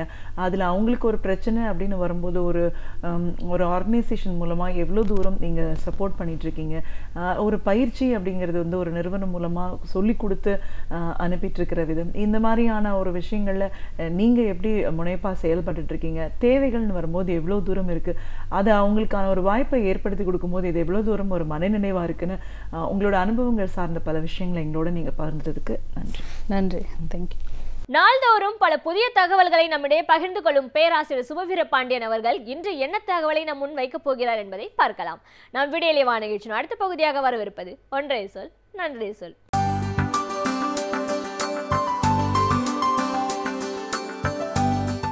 அனைவருக்கும் என் அன்பு வணக்கம். 1944ஆம் ஆண்டு ஒரே திருமண மேடையில் 2 விதமான திருமணங்கள் நடந்திருக்கின்றன என்கிற ஒரு வியப்பான செய்தியை அண்மையில் நான் படித்தேன். இசை சித்தர் சிதம்பரம் ஜெயராமன் அவர்களினுடைய பிறந்த நாளையொட்டி ஒரு விழா சென்னையிலே நடைபெற்றது. அந்த விழாவில் கலந்து கொண்டு பேசியவர்கள் பலரும் சிதம்பரம் ஜெயராமன் அவர்களை பற்றிய பல செய்திகளை, புதிய செய்திகளை எடுத்து சொன்னார்கள். 45 ஆண்டுகளுக்கு முன்னால் அவர் வானொலிக்கு கொடுத்த ஒரு நேர்காணலும் அதனுடைய ஒரு பகுதியும் கூட அங்கு ஒலிபரப்பப்பட்டது. சிதம்பரம் ஜெயராமன் அவர்களை பற்றி தமிழ்நாட்டில் எல்லோருக்கும் தெரியும். இசை சித்தர் என்பது வெறுமனே அவரை பாராட்டுவதற்காக வழங்கப்பட்ட பட்டம் இல்லை. இன்றைக்கும் அவருடைய காவியமா, ஓவியமா, பாடலையெல்லாம் திரைப்பட பாடல்கள்தான் என்றாலும் கேட்கிறவர்கள் அந்த இடத்திலேயே நிலைகுத்தி போவார்கள். வண்ணத்தமிழ் பெண்ணொருத்தி என்னெதிரே வந்தாள் என்று நடிகர் திலகம் சிவாஜி கணேசன் அவர்கள் குரலிலும், சிதம்பரம் ஜெயராமன் அவர்களினுடைய அந்த பாட்டிலுமாக வருகிற அந்த வரிகளை தமிழ் உலகம் அவ்வளவு எளிதில் மறந்து விடாது. விண்ணோடும் முகிலோடும் விளையாடும் வெண்ணிலவே பாடல் வந்து பல ஆண்டுகள் ஆகிவிட்டன. இன்றைக்கும் அந்த பாடல்களை நாம் கேட்கிறோம். எனவே அப்படிப்பட்ட அழியாத பாடல்களையெல்லாம் பாடியவர் சிதம்பரம் ஜெயராமன் அவர்கள். அவருடைய திருமணம், அவருடைய தங்கையின் திருமணம் ஒரே நேரத்தில் 2 மாதிரியாக நடைபெற்றிருக்கின்றன. அவருடைய திருமணம் வைதிகர்கள் வந்து மந்திரம் சொல்ல அந்த புரோகிதம் எல்லாம் முடிந்து முறைப்படி அந்த சடங்குகளோடு நடைபெற்றிருக்கிறது. பக்கத்திலே அவருடைய தங்கை பத்மாவதியின் திருமணம் முழுக்க முழுக்க ஒரு சீர்திருத்த திருமணமாக நடைபெற்றிருக்கிறது. 2ம் ஒரே நாள் ஒரே அரங்கம் என்பது நமக்கு வேடிக்கையாகத்தான் இருக்கிறது. ஒரே அரங்கத்தில் 2 திருமணம், ஒன்று இப்படி நடக்கிறது, இன்னொன்று அப்படி நடக்கிறது. ஏன் இவருடைய திருமணம் வைதிக திருமணமாகவும் அவருடைய தங்கையின் திருமணம் அப்படி ஒரு சுயமரியாதை திருமணமாகவும் நடந்திருக்கிறது என்றால், தங்கை யாரை மணந்து கொண்டிருக்கிறார் என்பதை அறிகிற போது அந்த விடை நமக்கு தெரிகிறது.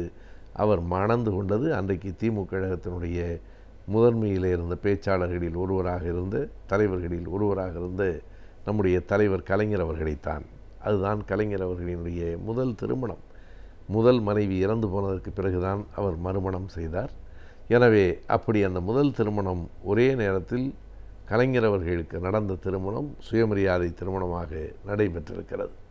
இந்த செய்திகளையெல்லாம் அந்த புத்தகத்திலே படித்தேன். இன்னமும் சிதம்பரம் ஜெயராமன் அவர்களை பற்றிய பல அறிந்திராத செய்திகள் அந்த நூலிலே இருக்கின்றன. அவருடைய பாடலில் அவருடைய இசை திறமையை நாம் அறிவோம். அவர் இசைக்கலைஞராக வருவதற்கு முன்பு திரைப்படத்தில் நடிகராக இருந்திருக்கிறார். கிருஷ்ணலீலா, நல்ல தங்காள் போன்றவைகளிலெல்லாம் ஒரு படத்தில் கதாநாயகனாகவே அவர் நடித்திருக்கிறார். அப்போது கல்கத்தாவிலே பயோனியர் ஸ்டுடியோவிலே தங்கி அந்த படப்பிடிப்பிலே கலந்து கொண்டிருக்கிறார். சென்னைக்கு வந்ததற்கு பிறகு கலைவாணர் NS கிருஷ்ணன் அவர்களை சந்தித்ததற்கு பின்னால் தான் அவருடைய வாழ்க்கை திசை மாறியிருக்கிறது.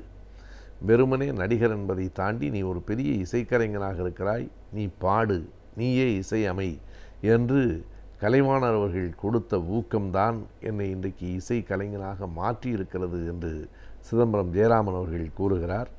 அவருடைய இசைக்கு அன்றைக்கு நாடே மயங்கி இருக்கிறது. ஒரு மிகப்பெரிய இசைக்கலைஞனாக அவர் வளர்ந்திருக்கிறார். அவருடைய இசை திறனுக்கு ஒரு சான்று, தமிழ் திரையுலகில் புகழ்பெற்று விளங்கிய முதல் நடிகர் யார் என்று கேட்டால் MKT தியாகராய பாகவதர் தான். எம்ஜிஆருக்கெல்லாம் முன்பு மிக புகழ்பெற்ற நடிகர் தமிழகத்தில் பாகவதர் என்று சொன்னாலே போதும். MKT என்று விரிவாக சொல்ல வேண்டியதில்லை.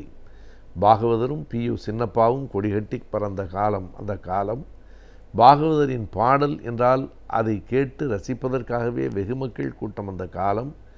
அந்த பாகவதருக்கே 2 ஆண்டுகள் இசை பயிற்சியை, இசை வகுப்பை நடத்தியவர் சிதம்பரம் ஜெயராமன் அவர்கள்தான் என்பது ஒரு புதிய செய்தி.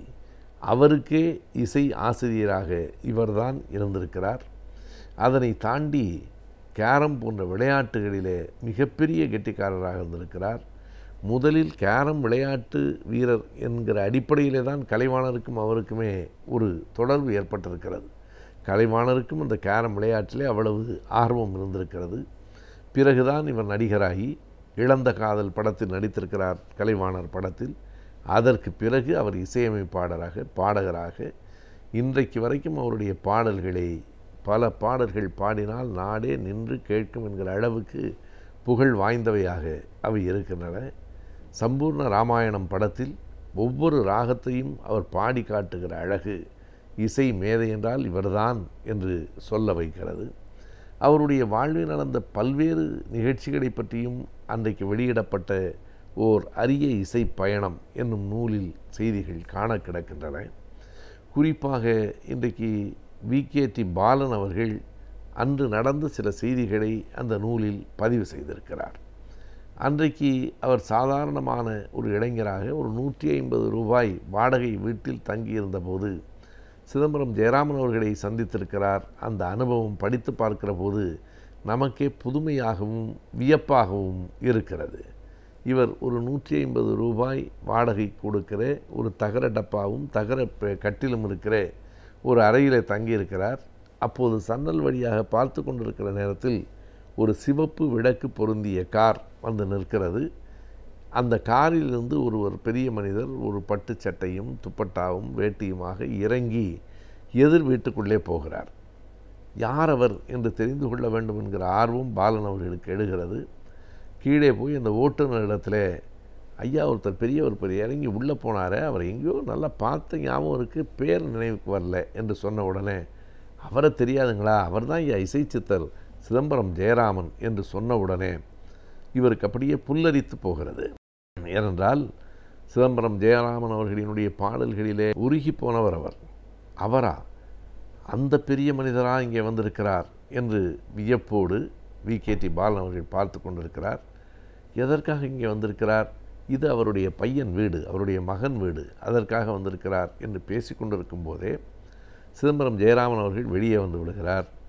அவருடைய முகம் கலங்கி போயிருக்கிறது, ஜெயராமன் அவர்களினுடைய முகம். அப்போது இந்த தம்பியை பார்த்து, என்ன தம்பி, யார் நீங்கள் என்று கேட்கிறார். நான் உங்கள் ரசிகன், எதிர தங்கியிருக்கிறேன், ஐயா இங்கே வந்திருக்கீங்கன்னு பார்க்க வந்தேன் என்று சொன்ன உடனே, அப்படியா என்று தோளில் கை போட்டுக்கொண்டு அப்படியே நடந்து வருகிறவர், எங்கே தங்கியிருக்கிறேன் என்று கேட்கிறார். அந்த எதிர லாட்ஜில். ஓ, ரூமுக்கு போகலாமா என்று கேட்கிறார். இவருக்கு ஆடி போகிறது. ஒரு பெரிய சூரியன் இந்த அழுக்கு அறைக்கு வருவதாக சொல்லுகிறாரே என்று. சரி, அவர் வருகிற போது எப்படி தடுக்க முடியும்? அழைத்து கொண்டு போகிறார். எனக்கு கொஞ்சம் தண்ணீர் கொண்டு வருகிறாயா என்கிறார். தண்ணீரை எடுத்துக்கொண்டு வருவதற்குள் அந்த ஒரு இரும்பு கட்டிலில் அவர் அப்படியே படுத்து அயர்ந்து தூங்கி கொண்டிருக்கிறார். எத்தனை நாள் அயர்வோ தெரியவில்லை, என்ன சோகமோ தெரியவில்லை, முகத்தில் ஒரு சோகம் இருக்கிறது. அவர் விழிக்கிற வரைக்கும் காத்திருந்து தண்ணீரை கொடுத்ததற்கு பிறகு அவர் சொல்லுகிறார், எதிர் வீடு என் மகன் வீடு தான், உறவுகளால் மகிழ்ச்சியும் வேதனையும் இரண்டும் கலந்துதான் வருகிறது, என்ன செய்வது என்று சொல்லிவிட்டு, எங்கே படுத்தும் தூக்கம் வராத எனக்கு இந்த கட்டிலில் என்னவோ அப்படி ஒரு தூக்கம் வருகிறது, நான் எப்போது வந்தாலும் இங்கே படுத்து தூங்கலாமா என்று கேட்கிறார். அவ்வளவு புகழ்பெற்ற மனிதர், பெரிய வீடு, கார் எல்லாம் இருக்கிறது, இந்த அறையில் வந்து தூங்கலாமா என்று அவர் கேட்கிறார். வி.கே.டி. பாலன் சொல்கிறார், இந்த அறைக்கு பூட்டே இல்லை, நீங்கள் எப்போது வேண்டுமானாலும் வந்து தூங்கலாம். அப்படி அதற்கு பிறகும் 4-5 முறை அந்த அறையில் அவர் தூங்கி எழுந்து போயிருக்கிறார். ஒரு நாள் அமர்ந்திருக்கிற போது, உங்களின் காவியமா ஓவியமா பாட்டு எனக்கு மிகவும் பிடிக்கும் என்று இவர் சொன்ன உடனே, அப்படியா என்று அவர் அந்த இடத்திலேயே இவருக்காக புகழின் உச்சியில் இருந்த சிதம்பரம் ஜெயராமன் அவர்கள் யாரோ முன்முன் தெரியாத ஒரு இளைஞருக்காக அந்த 2 வரியை பாடலை பாடியும் காட்டியிருக்கிறார். அவர் மிக உயர்ந்த மனிதர் மட்டுமல்ல, மிக எளிமையான மனிதர், இசை உலகில் என்றைக்கும் மறக்கப்பட முடியாத மனிதர் என்பதை அந்த புத்தகமும் அந்த நிகழ்ச்சியும் நமக்கு சொல்லின. அறிவியல் மற்றும் அறிவியல் சார்ந்த தொழில்நுட்பங்கள் நாளுக்கு நாள் வளர்ச்சி அடைந்து கொண்டே வருகின்றது. எனவே அவைகளை நாம் அறிந்திருப்பது மிகவும் அவசியமாகின்றது. இன்று அறிவியல் மற்றும் தொழில்நுட்பம் பகுதியில் நாம் காணவிருப்பது என்ன என்பதை பார்க்கலாம். நம் விடியலே வா நிகழ்ச்சியின் அடுத்த பகுதியாக வரவிருப்பது ஆலோசனை நேரம்.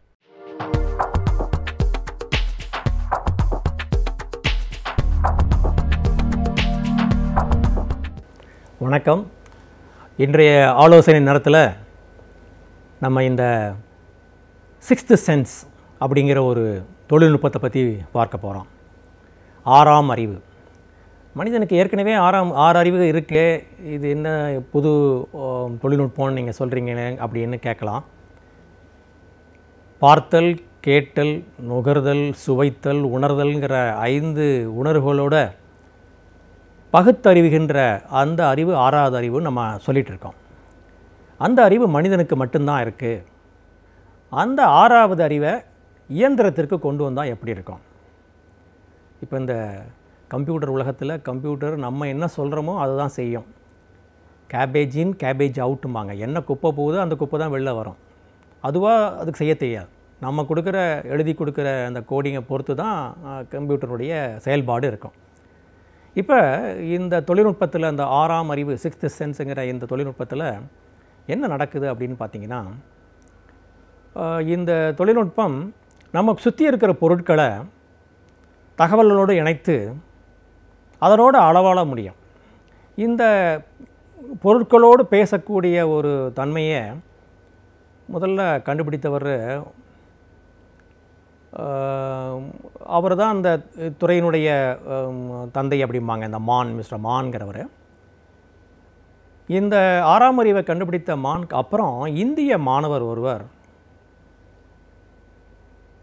பிரணாவ் மிஸ்திரி அப்படிங்கிறவர் இந்த 6ஆம் அறிவினுடைய அடுத்த கட்டத்திற்கு இந்த தொழில்நுட்பத்தை கொண்டு போனார். இந்த தொழில்நுட்பத்தை விலை கொடுத்து வாங்கிறதுக்கு நிறைய பேர் இருந்தாலும் கூட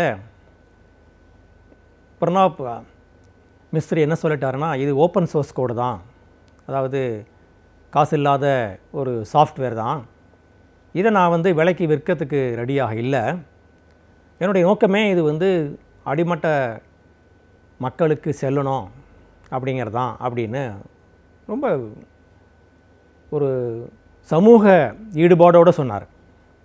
சரி, அந்த தொழில்நுட்பத்தை என்ன செய்யுது, இந்த தொழில்நுட்பத்துக்கு வேண்டிய கருவிகள் என்ன அப்படின்னு பார்த்தீங்கன்னா, ஒரு கேமரா, ஒரு ப்ரொஜெக்டர், அப்புறம் கை விரல்களில் போடுற அளவுக்கு சில கலர்ஃபுல் பேண்டேஜஸ், பட்டைன்னு சொல்லுவோம் இல்லையா, அந்த இது. இந்த உபகரணங்கள், அப்புறம் ஒரு மொபைல் ஃபோன், இந்த உபகரணங்களை எல்லாத்தையும் இணைச்சு இந்த 6th சென்ஸை அடுத்த நிலைக்கு கொண்டு போயிருக்கிறாரு இந்த பிரணாப் மிஸ்திரிங்கிறவர். இது என்ன செய்யுது அப்படின்னு பார்த்தீங்கன்னா, நம்ம எந்த ஒரு பொருளையும், அதாவது ஒரு ஆப்ஜெக்டை ஒரு டேட்டா பேஸோட இணைச்சு உரையாடக்கூடிய ஒரு நிலை அது. உதாரணமாக சொல்ல போகிறோன்னா, இந்த தொழில்நுட்பத்தில்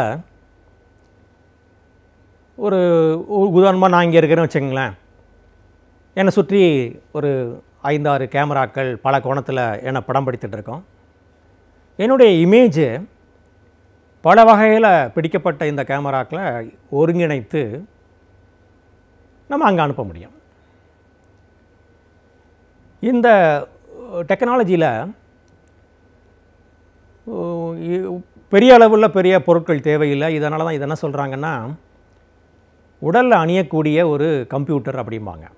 ஏன்னா மொபைல் ஃபோனு, ஒரு சின்ன கேமரா, ஒரு பட்டைகள், இவைகள் தான். இவைகளை கொண்டே ஒரு கம்ப்யூட்டர் இயக்க முடியும். நம்ம தனியாக கொண்டு போகணுங்கிற, ஒரு லேப்டாப் மாதிரி கொண்டு போகணுங்கிற அவசியம் இல்லை. ஒரு மொபைல் ஃபோன் பையில் இருக்கும், கேமரா எந்த இடத்துல நிற்குமோ அந்த இடத்துல கேமராக்கள் இருக்கும். இதுதான் இதனுடைய அமைப்பு. இது என்னென்னலாம் பண்ணலாம் அப்படின்னு பார்த்தீங்கன்னா, உதாரணமாக ஃபோன் பண்ணணும்னு ஆசைப்பட்றீங்க வச்சுங்களேன்.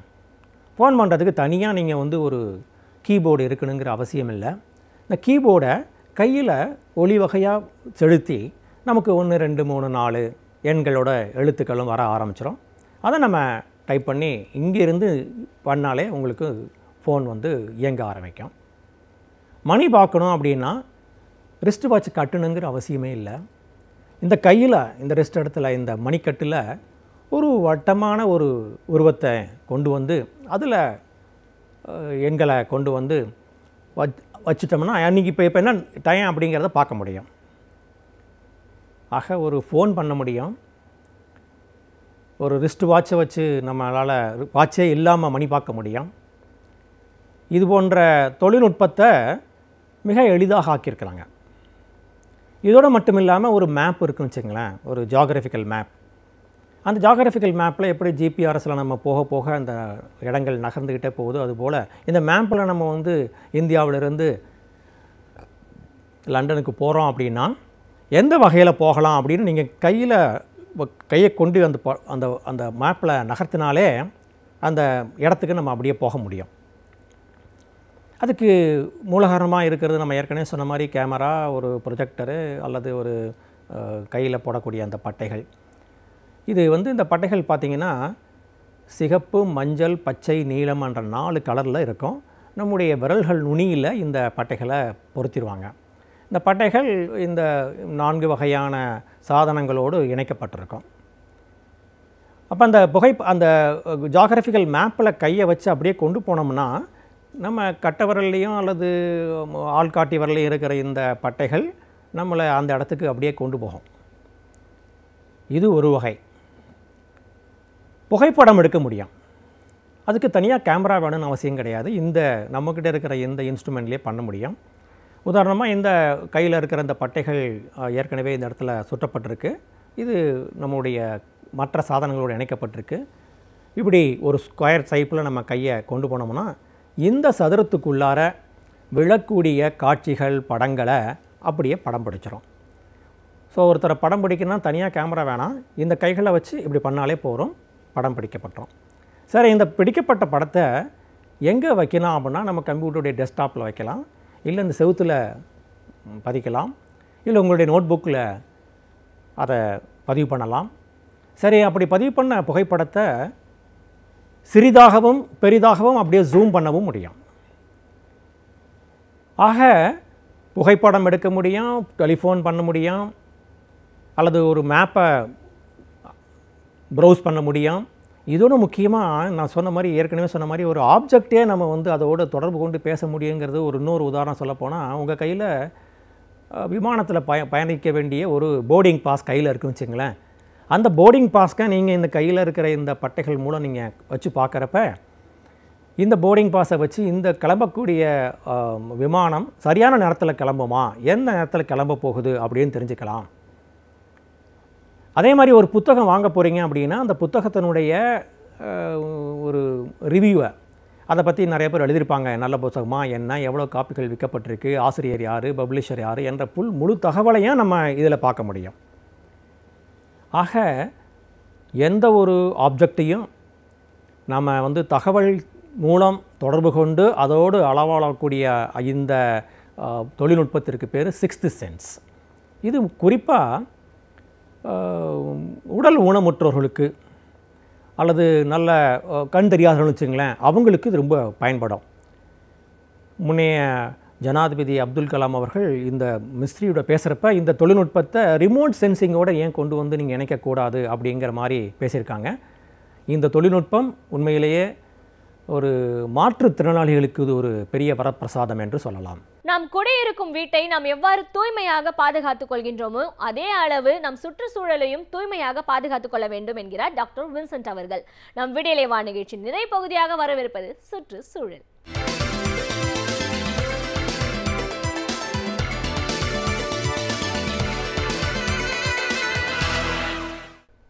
இந்த வருடம் நாம் சந்திக்க முடியாத ஒரு சிக்கல் என்னவென்று கேட்டால், நம் அனைவரையுமே பெரிய தாக்கத்திற்கு உள்ளாக்கிப்பது தண்ணீர் பஞ்சம். ஒரு காலத்தில் தண்ணீர் பற்றாக்குறை என்று சொல்லி வந்தோம். கிட்டத்தட்ட இந்த வருடம் தண்ணீர் பஞ்சம் என்று சொல்கிற அளவிற்கு சூழல் மாறி இருக்கிறது. ஏனென்றால் எங்கு பார்த்தாலுமே தண்ணீருக்கு பற்றாக்குறை. தண்ணீரை எங்கிருந்து பெற்றுக்கொள்கிறோம்? இந்தியாவை போன்ற நாடுகள், குறிப்பாக ஆறுகள், குளங்கள், குட்டைகள், அதையெல்லாம் தாண்டி நம்முடைய நிலத்தடி. ஆனால் இத்தகைய சூழ்நிலை எப்பொழுது சிறப்பாக இருக்கும் என்று பார்த்தால், ஒரு வருடம் அதிகமாக மழை பொழிகிற பொழுது, அல்லது பெய்த மழையை நம்முடைய இயற்கையான வாழ்க்கை முறையோடு அதை சேகரிக்கிற அந்த முறை, இதை அடிப்படையில் ஒரு இடத்திலோ அல்லது ஒரு நாட்டினுடைய தண்ணீரினுடைய வளம் செழிப்பாக இருக்க வாய்ப்பு இருக்கிறது. ஆனால் கிட்டத்தட்ட ஒரு 5 ஆண்டுகளாகவே நீர் பற்றாக்குறை என்பது ஒரு தொடர்கதையாக மாறி இந்த வருடம் ஒரு தண்ணீர் பஞ்சம் என்று சொல்லுகிற அளவிற்கு ஒரு பெரிய பெரிய சவாலை சந்தித்து கொண்டிருக்கிறோம். இன்னைக்கு தண்ணீர் பற்றாக்குறையால், பஞ்சத்தால் பாதிக்கப்படாத மக்களே இல்லை என்று சொல்கிற அளவிற்கு இன்னைக்கு சூழல் இருக்கிறது. ஆனால் சற்று சிந்தித்து பார்க்க வேண்டும். இந்த வருடமாவது அதை பற்றி நாம் சிந்தித்து ஒரு செயல்பாட்டிற்கு நம்மை முனைப்பாக எடுத்து செல்ல வேண்டும் என்பதை நாம் புரிந்து கொள்ள வேண்டும். இத்தகைய சிக்கலான சூழலை எப்படி மாற்றிக்கொள்வது என்பதை நாம் தெளிவாக புரிந்து கொள்ள வேண்டும். எந்த அளவிற்கு ஒரு பண சிக்கல் ஒரு நாட்டினுடைய பொருளாதாரத்துக்கு முக்கியமோ அதையெல்லாம் தாண்டி ஒரு நாட்டினுடைய செழுமைக்கும் ஒரு பொருளாதார முன்னேற்றத்திற்கும் தண்ணீர் மிக முக்கியமான ஒரு பொருளாக இருக்கிறது. இன்று கூட நாம் பார்த்து கொள்ளலாம். தண்ணீரை ஒற்றியுள்ள பகுதிகள் எப்பொழுதுமே வளமாக செழுமை மிகுந்ததாக இருக்கிறது. அதனால்தான் ஆற்று ஓரம் அமைந்திருக்கிற பகுதிகள் எப்பொழுதுமே ஒரு செழுமை மிகுந்ததாகத்தான் இருக்கிறது. ஆனால் இதையெல்லாம் நமக்கு இருந்தால் கூட அந்த தண்ணீர் சில நேரங்களில் நமக்கு இலவசமாக கிடைக்கிறது என்பதற்காக அவற்றை எந்த அளவிற்கெல்லாம் பயன்படுத்த முயற்சி பண்ணுகிறோமோ இன்றைக்கு அதுவே நமக்கு தர்ம சங்கடமாக வந்திருக்கிறது. ஏனென்றால் நான் முன்பே குறிப்பிட்டது போல சில இயற்கை வளங்கள் நாம் வேறு எங்குமே சென்று பெற முடியாது. அது இயற்கையிலிருந்தான் வர வேண்டும். அவ்வாறு இயற்கையிலிருந்து பொழிகிற அந்த கொடைகளை எந்த அளவிற்கு நாம் சிக்கனமாக பாதுகாத்து அதை அடுத்த தலைமுறைக்கு மட்டுமல்ல அன்றாட வாழ்க்கைக்கும் நம்ம அதை பயன்படுத்தி கொள்ள நாம் முற்பட வேண்டும். அதன் அடிப்படையில் நான் ஒரு சில கருத்துக்களை சொல்ல முயற்சிக்கிறேன். என்னவென்று கேட்டால், தண்ணீர் சேமிப்பு ஒரு நாட்டின் ஒரு முக்கியமாக விதியாக இருந்தால் கூட தனிநபராகவும் நாம் அந்த தண்ணீர் சிக்கனத்திற்கு மிக முக்கியத்துவம் கொடுக்க வேண்டும். அதோடு நம்மை ஒட்டி இருக்கிற குளங்களையும் குட்டைகளையும், ஏனென்றால் அது சிறு சிறு பகுதியாக இருக்கும், ஆனால் அதுதான் தண்ணீரை சேர்த்து வைக்கக்கூடிய விஷயத்தில் ஒரு கிராமத்தில் ஒரு மிக முக்கியமான பங்காற்றுகிறது. ஒரு நகரத்தில் இருக்கிற குளங்கள் குட்டைகள் தான் ஒரு பெரிய அட்சய பாத்திரமாக, தண்ணீரை வழங்கக்கூடிய அட்சய பாத்திரமாக அது இருக்கிறது. ஏனென்றால் மழை பொழிகிற பொழுது ஒரு காலத்தில் வீடுகளிலே தண்ணீரை சேர்த்து வைக்கிற பழக்கம் இருந்தது. அதை வைத்துக்கொண்டு பல நாட்களுக்கு பயன்படுத்துகிற ஒரு முறை இருந்தது. ஆனால் இப்பொழுது நம்முடைய வீடுகளுக்கே தண்ணீர் பைப் என்று சொல்கிறார்களே, அது வருகிறது. ஆனால் அத்தகைய முறை இருந்தால் கூட நம்மை ஒட்டி இருக்கிற அந்த குளங்களை குட்டைகளை எப்பொழுதுமே பராமரிக்க வேண்டும். இது யாரோ செய்ய வேண்டிய ஒரு முயற்சி என்று நாம் நினைக்கக்கூடாது. இன்றைக்கு கூட மகிழ்ச்சியாக இருக்கிறது என்று என்ன கேட்டால், சில அரசியல் கட்சிகள் இந்த முயற்சியில் தங்களை ஈடுபடுத்தி கொண்டு இந்த தூர்வாருகிற பணியை செய்கிற அந்த சூழலை நினைத்து பார்க்கிற பொழுது அது ஒரு பெரிய முன்னுதாரணமாக இருக்கிறது. ஏனென்றால் மக்களுக்கு இன்றைக்கு தேவையாக இருக்கிற அந்த அத்தியாவசியமான தண்ணீரை வழங்குகிற அந்த மக்களுக்கு தருகின்ற அந்த சூழலை ஒரு நிரந்தரமாக செய்கிற பொழுது நிச்சயமாக மக்கள் மகிழ்ச்சியாக இருக்கக்கூடிய ஒரு சூழல் இருக்கிறது. அதன் அடிப்படையில் தான் இந்த சிறு குளங்களையும் குட்டைகளையும் பராமரித்து, அதை பராமரிப்பதோடு இல்லாமல் இன்று பஞ்சம் ஏற்பட்டது என்பதற்காக இன்று மட்டும் பராமரித்து விட்டு அதை அப்படியே விட்டுவிட்டோம் என்றால் நாளைக்கு நமக்கு மீண்டும் அந்த தர்ம சங்கடம் உருவாகும் என்பதற்காக கிராமத்தில் இருக்கிற பெரியவர்கள், இளைஞர்கள் அவர்கள் பகுதியில் இருக்கிற நீர்நிலைகளை தங்களுடைய கிராமத்தினுடைய அரணாக அதை பேடி பாதுகாக்கிற முறையை முதலில் செய்து ஆகத்தான் வேண்டும். இரண்டாவது, ஒவ்வொரு இடத்திலுமே மழைநீர் வருகிற பொழுது அதை சேகரிக்கிற வகையில் பல ஆண்டுகளுக்கு முன்னாடி சில திட்டங்கள் இல்லை சில முயற்சிகள் செய்யப்பட்டிருக்கும். ஒன்று வேண்டாம், அங்கே இருக்கிற பெரியவர்களை கேட்டாலே போதும் எந்த அளவிற்கு மழைநீரை சேகரிக்கிற முறை ஒவ்வொரு கிராமத்திலும் நகரத்திலும் இருக்கிறது என்பதை பார்க்கிற பொழுது இன்னும் கூட சொல்ல வேண்டும் என்றால், கிராமத்திலும் நகரத்திலும் இருக்கிற ஆலயங்களே தண்ணீரை சேகரித்து வைப்பதற்காக ஒரு பெரிய குளங்களை வைத்திருக்கிறது. ஆனால் இன்றைக்கு அதனுடைய நிலவரம் எப்படி இருக்கு என்று பார்க்கிற பொழுது தண்ணீர் இல்லாமல் இருந்து கொண்டிருக்கிறது. ஆனால் ஒரு கிராமத்தில் ஆலயங்கள் இருக்கிற குளங்களில் நீர் எப்பொழுதுமே சுரந்து கொண்டிருப்பதற்கு காரணம், அந்த மழை நீரை எளிதாக சேகரித்து வைப்பதற்கு அது துணை செய்கிறது என்பதை புரிந்து கொள்கிற பொழுது அந்த மாதிரி பொதுவாக இருக்கின்ற அந்த இடங்களில் மழை நீரை சேகரிக்கின்ற, இன்னும் சொல்ல வேண்டுமென்றால் மழையை எளிதாக எடுத்துக்கொண்டு வாய்க்கால் போன்று எடுத்துக்கொண்டு அவற்றை அத்தகைய குளங்களில் இடுகிற அந்த வழிகளை நாம் செம்மைப்படுத்த ஆக வேண்டும். மூன்றாவது, பல திட்டங்களை தீட்டுகிறோம். அதுபோன்று தண்ணீரை சேமிப்பதற்காக இன்று நாம் திட்டத்தை தீட்டித்தான் ஆக வேண்டும். எப்படி ஒரு பொருளாதார சிக்கனம் என்று சொல்கிறோமோ அதற்கு பல முனைப்பு திட்டங்களை தீட்டிக் கொண்டிருக்கிறோம். ஆனால் நம்முடைய வாழ்க்கையின் ஆதாரமாக இருக்கிற அத்தகைய தண்ணீரை சேமிப்பதற்கு, இன்னும் ஆங்கிலத்தில் சொல்ல வேண்டுமென்றால் ஸ்ட்ராட்டஜிக்கல் அப்ரோச், ஒரு திறம்பட ஒரு திட்டத்தை தீட்டி அந்த தண்ணீரை சேகரித்து வைக்கின்ற ஒரு முறையை நாம் உருவாக்கி கொள்ள வேண்டும். நான்காவது, நீர்நிலைகளையும் தண்ணீர் இடங்களையும் சுத்தமாக பராமரிக்க ஒரு சூழல். பல இடத்தில் பார்க்கிற பொழுது அந்த தண்ணீர் இருக்கிற பகுதியே ஒரு ரம்மியமாக இருக்கும். ஆனால் இன்றைக்கு அத்தகைய சூழல்கள் மாறி அந்த இடத்தை சுற்றி பல அசுத்தமான செயல்பாடுகள் நடைபெற்று கொண்டிருக்கிறது. அதனால் இன்று நாம் இதை வெளித்து கொண்டு நாம் செய்ய வேண்டிய விஷயம் என்னவென்று கேட்டால், நீர்நிலைகளை சுத்தமாக வைத்து கொள்கிற பழக்கம். ஏனென்றால் அந்த நீர்நிலைகளை நம்பி மக்கள் இருக்கிறார்கள், குழந்தைகள் இருக்கிறார்கள், மாடுகள் இருக்கிறது, ஆடுகள் இருக்கிறது, இன்னும் சொல்ல வேண்டுமென்றால் பல விலங்குகள் அந்த தண்ணீரை நம்பி இருக்கிறது. அடுத்து, தொழிற்சாலைகளிலிருந்து வருகிற கழிவுகளை எந்த காரணத்தை முன்னிட்டும், ஏனென்றால் இன்றைக்கி பல தொழில்நுட்பங்கள் வந்து கொண்டிருக்கிறது, சுத்திகரிக்கிற ஒரு திறன் இன்றைக்கி அதிகமாக இருக்கிறது. ஆனால் பல நேரங்களில் அதை செய்யாமல் நீர்நிலைகளில் இந்த மாதிரி அசுத்தங்களை விடுகிற பொழுது அந்த நீர்நிலைகள் இருந்தும் பயனில்லாமல் போகிறது.